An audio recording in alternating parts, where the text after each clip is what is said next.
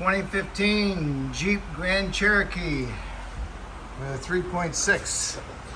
I'm going to do the oil cooler adapter. It's leaking oil. Alright, this one's plastic, so we're going to put the aluminum one in there. So you got to remove the engine cover. Just held down by a couple fasteners. You know, these things right here. Pull it up. Then you got to remove the air intake tube. Undo the 8mm clamp. Undo the air intake temp. And then undo the evap from here. It's got a little slot that the piece goes into. Mine broke off. And you got the two clamps for the air filter. And you got to pick this part up. And then it also has these stupid little nipple things on the bottom. Pick it up. And there's one right there. Okay.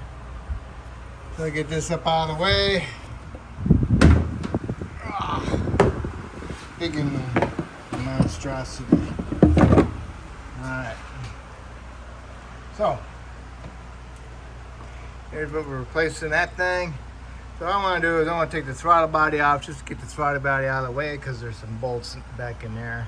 Got to get to the upper plenum. Got to get that off. Alright, so I want to undo the throttle body, and it's got some, looks like 8s. So what you want to do is unplug it. Push the little tab in. Unplug it. It's got a little clip right here. Undo that.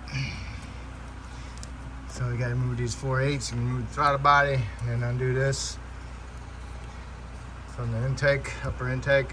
Undo the clamp, not clamp, connector. You can swing this piece up out of the way. Throttle body is removed. Careful you don't drop your bolts. Clean it up before you put it back on. Just wipe it down. And you want to remove your evap. Held on with this. Vent, got a port up there. Got a little retainer. I'm gonna pull it from underneath. You got to squeeze the little tab on the connector. And you got some little retainers right here. And go ahead and take that up out of the way. Put it down there, out of your way. Now we got to remove the upper intake. Got 10 there, and another 10 back here. Remove those two 10s. You got a vacuum line going right here. It goes to the booster. Undo that one.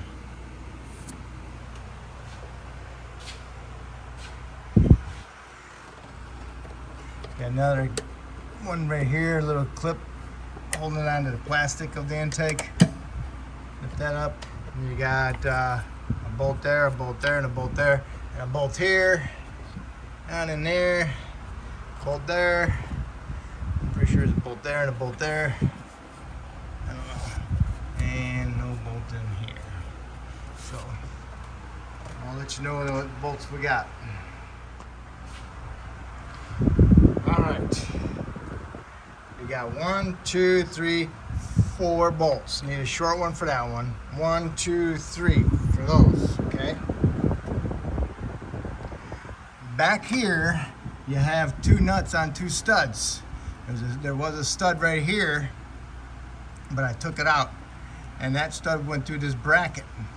And there's another bolt back, there was another nut back there, 10, that goes through this bracket also. I need to remove both 10mm nuts. You need to remove this vacuum hose off the intake right here. And there's also in front of this over here, there was a vent tube, I think for the front differential, or the trans, I think. Get that undone. And then I got those 2 nuts off of there. This is the stud that was in this hole right here. Okay, we'll get to that in a second. Over on the driver's side, you have this bracket right here. You need to loosen up the stud nut, the stud bolt down below where that goes into. It's right here, right there. break it loose with a wrench, and you get your finger in there and unthread it a couple times. Just get that loose. There's another one back here. You need to remove that nut, and it's the same thing. Got a bracket with a bolt going down below, but that stud on that bolt goes to the heater hose, and it's got a bracket on it, so you need to remove that nut off of that bracket off the lower heater hose right here. And go over here, get your wrench in between there and break it loose, turn it a couple times, then you get your hand in there and you can turn that stud bolt from the stud part just enough to get this bracket loose. Okay, so that means you can pick this up then. Alright, so that's loose. So they're loose, but it ain't gonna come out until you remove this stud. I think this is a 5 inverted Torx, I'm pretty sure. What did I do with my socket? Hold on a second. Well, I do believe that was a 5 inverted Torx, okay? So, unscrew it from the upper intake. It'll be wedged in there, and then just pry the intake against the bracket and grab hold of that little stud and pull it out. My socket should be back here somewhere. I have to look on the floor. Ah, great. Okay, but anyway. So now,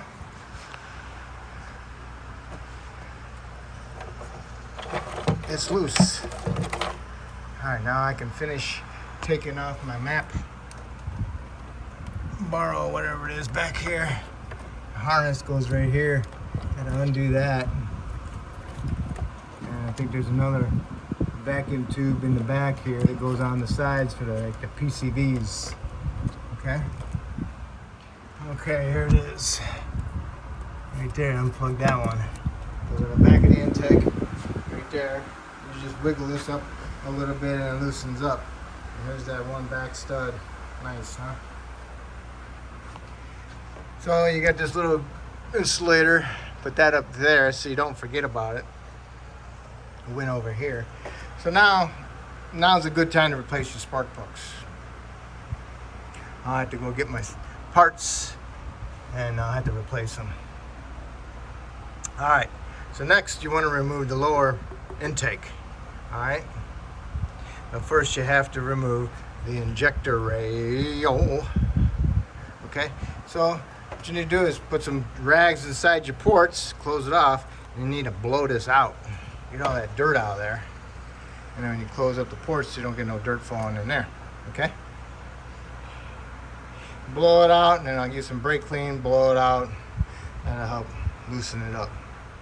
I removed my injector rail bolts, Torx bit T30. I unplugged all my coils. You gotta push in the little tab, unplug them. Careful, you don't break it. Got them all undone. And then you want to remove these off the valve covers. Pick them up with your door panel tool. Pick them up a little bit. Then you can use your needle nose pliers to finish pulling them out. Okay? I got both sides done. So now, I spray some brake clean around my intake to get on my injector seals, so hopefully it'll help me remove my fuel rail of my injectors. I'll just wiggle it back and forth and pull on it. But it's been a while since my brake clean, so just spray some down there by the bottom of the injectors. The engine's not hot. Should be okay. Just wiggle it back and forth. It'll come up.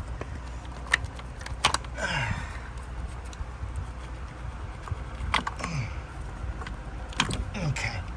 Now, you can pick it up and you can lift up the little red lock tabs, and then you can push down the little tab and pull a connector off each injector. And then you can take the whole fuel rail, flip it over here. Those red locks on those injectors are insane. They give me a little screwdriver. And I'll go underneath the little red clip and I'll pry it up like I'm scraping it, like this. You know? That's how I get them up. What a pain in the butt. Okay. Injectors are unplugged. Coils are unplugged. So now to remove the coils, you remove the 10mm bolts. And then you can twist the coil and pull them up. Before you pull the spark plug out, blow the holes out, blow the dirt out of them. Sorry, I get hiccups. All right. Spray this some brake clean.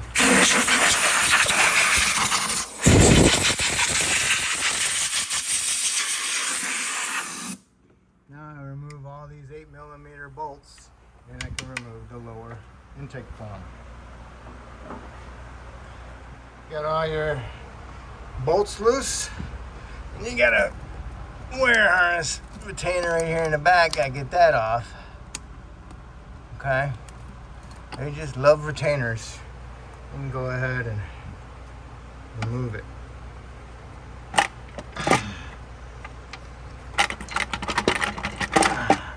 Them bolts, I can take them out. Must be something else back there, huh? Yeah, probably another wire loom. Yep, right there. The big fat one in the back below it. Man, I tell you. Okay, the intake is off. Look down inside all your ports on your cylinder heads. Make sure there's no big pieces of dirt in there. And go ahead and get a vacuum and vacuum them out. And blow them out and then stuff your rags back in there from your intake. Alright, and then you want to unplug your, I think that's the coolant temp sensor. You gotta get this red thing all the way up, and you can push in on this black tab right here. Right there. See it? And you can unplug it. What you want to do is release pressure in your cooling system, because it goes through the cooling system because there's a heater hose right here. You need to undo that clamp and pull it, put the clamp over here, and then twist the hose and pull it off. So you do that when you get this out, okay? So as soon as you unbolt this thing with the Torxes, you need to unplug your oil pressure switch right here. Get your pliers, remove the clamp, get your little pick underneath the hose, wiggle it back and forth and pull it off. When you take this thing up, you're going to get coolant coming out, and you might get coolant dropping inside your oil return into your pan, or inside your oil passage. So you want to change your oil when you're done, okay? You don't need to remove the ones on that hold this on to the base. That's a waste. You just need to do the inverted Torx ones, okay? Okay, inverted Torx 8. Loosen them all up. There's 1, 2, 3, 4, 5. And you wiggle it, but then you need to pull this end up because it got a little piece that protrudes into the center of the block. Okay? Get it loose and you can pull this up. And it looks like this hose has a fastener on it right here, so you want to cut that fastener, get that out of there. Okay, you cut that little fastener, so now it's loose, so I can pick the whole thing up. I want to show you this. See that piece? And there, protrudes inside to the block.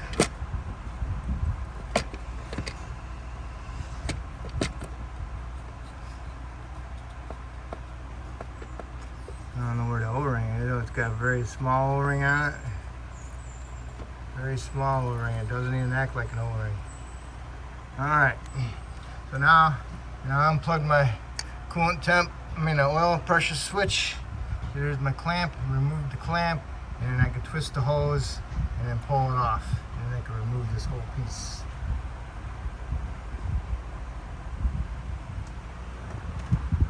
And there it is. If you get an aftermarket one of these, sometimes the oil pressure switch doesn't last very long, so you might want to swap it out with the Dodge Mopar one. But I've been a 50-50. I've only had one come back that was defective and I had to replace it. And make sure you replace it with a Mopar one, because they will give you problems. And this is a lot of work just to replace that stupid sensor. Okay? So I recommend changing it also if you're going with an aftermarket one. Okay, loosen the coil bolts. Take the coil, twist it, pull. Twist it, pull. Twist it, pull. And what you want to do is you want to look inside there and see if they're green. If they're green, and they need to be replaced. Green and white crusties, okay?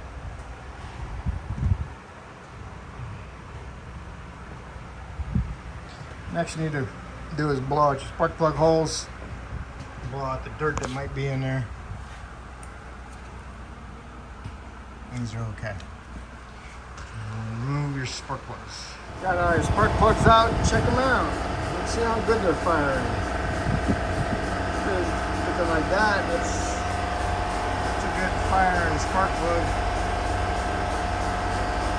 They've been in there for a while, but they're all good. They're not black, they're not burnt, and they're not totally wore out. So those look good. So get the spark plugs out, go ahead and blow out your hose with an air hose. Plug on, blow them out a little bit. You got a little sucker, suck all the fluid from down inside there. Go ahead and spray some brake clean a little bit and then re-suck it out. Then you need to do is go ahead and clean your ports, your passages, and wipe them down, and then you're ready to go back together. Then my new spark plugs, what you want to do is you want to make sure the gap is not smashed or the porcelain's not cracked. Also rub it around the other porcelain around.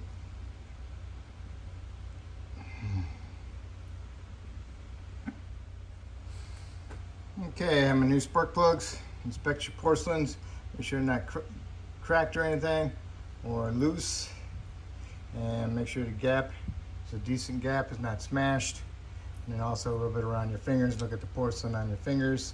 If you see any hairline cracks, they'll show up because of the dirt in your fingers. No matter how dirty, how clean you are, they're still gonna pick up the dirt, okay? So I'm gonna put a little bit of lube on the threads and go ahead and install them and torque them to 18 foot-pounds. I got all mine in except for that one. And also for your coils, put a little bit of dielectric grease around the base right here. Put a little bit inside here, just a little bit, a fingertip, and then work it in with a pocket screwdriver around the sides. And just go ahead and snug up your bolts. And just push your coils down in there and then snug your bolt up, okay? You don't need to bear down on them, it's just to hold it in there, okay? Okay, spark plugs, coils are in. Make sure you clean up your surface for your intake goes on your heads. And inspect your harness right here in the center right here. Make sure it's not frayed or anything. And I put some dielectric grease in my connectors a little bit. All right, so I got these all cleaned up, ready to go. Now all I gotta do is pull my rags out. My intake, I pulled out all my gaskets and wiped it down. So I got my bench kind of cleaned up, put my top gaskets in. I used the pick to pull them out. And then I'll just put these in. If they got the little tab on them, then line the little tab up into the notch. And I'll put all these in, and then I'll turn it over, and then I'll put the other side in. Okay, I have my gaskets in my intake. That's ready to go. Got my new thermostat, my new oil filter housing. Put a little bit of silk glide right here on my O-rings and on this one. And then I got my surface down inside the block. Got that clean. So now I can install this, and I can install my heater hose, put my clamp on there, and then I can plug my sensors in And then I'll get this lined up down on the bottom and line this one up because it has to go inside the block, remember? I have my clamp on, got my connectors connected. All I gotta do is just bring this thing inside here and line it up and drop it down in there. I have to come. It's a little tighty tight.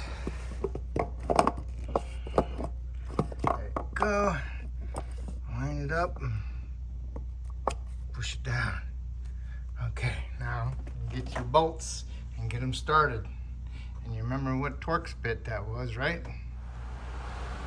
Okay, got the housing in there. Get all your bolts in there, get them started, snug them up. Then you want a crisscross pattern. Tighten them up to 106 inch-pounds or 8.8 foot-pounds, okay? 106 inch-pounds. All right, so now that's all ready.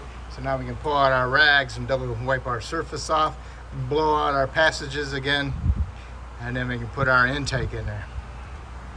What I'll do is I'll put a little bit of Sil Glide on here, just a little bit, just so it allows it to move across the surface just a little bit without it, you know, cutting it or pushing it out a little bit, okay? There I am. Okay, it's ready to go on.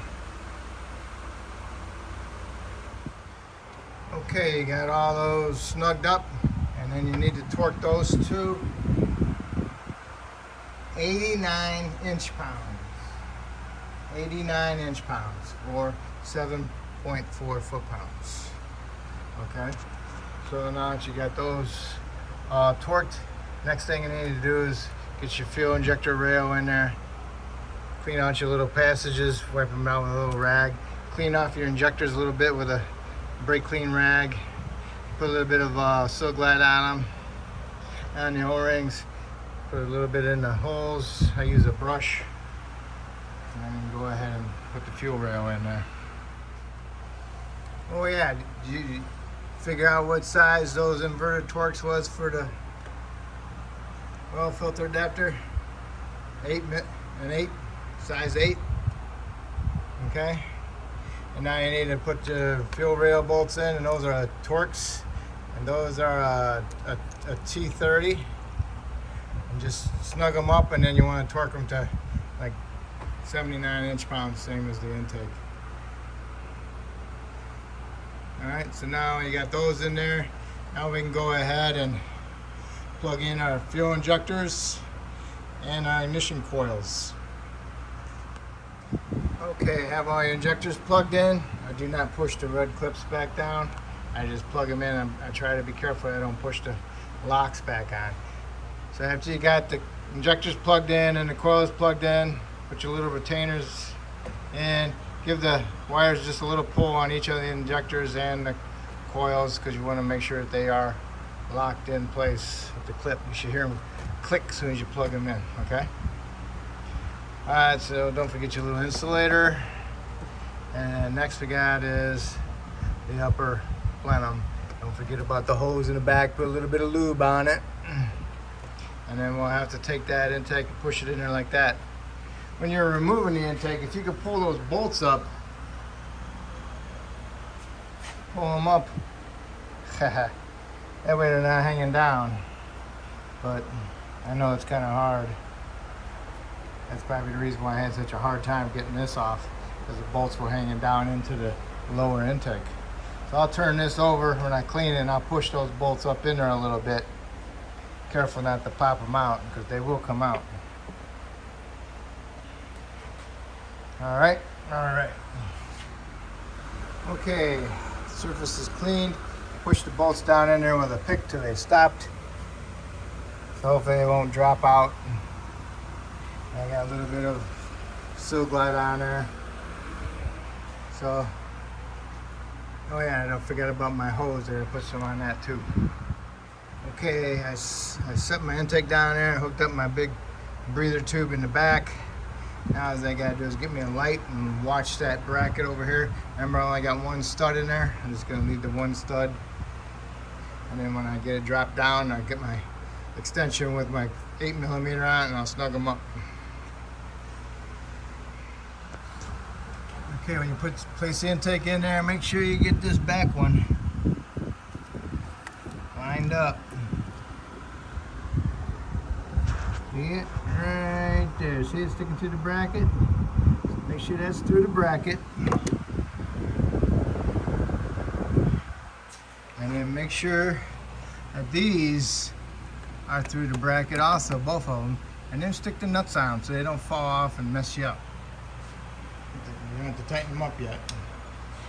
So then now you can go around and get all your bolts started, snug them up, crisscross pattern, and then you need to torque them to 106 inch-pounds, which is 8.8 foot-pounds, okay? So double check all that, and go ahead and put your nut on the small stud over there, tighten, snug it up. Same thing with these two, snug them up and snug up your studded bolts. Got your 310s or 410s tightened up. Go ahead and plug in your barrel, map sensor, whatever it is. Plug it in, get your little harness, clip right on there. And you got your throttle body.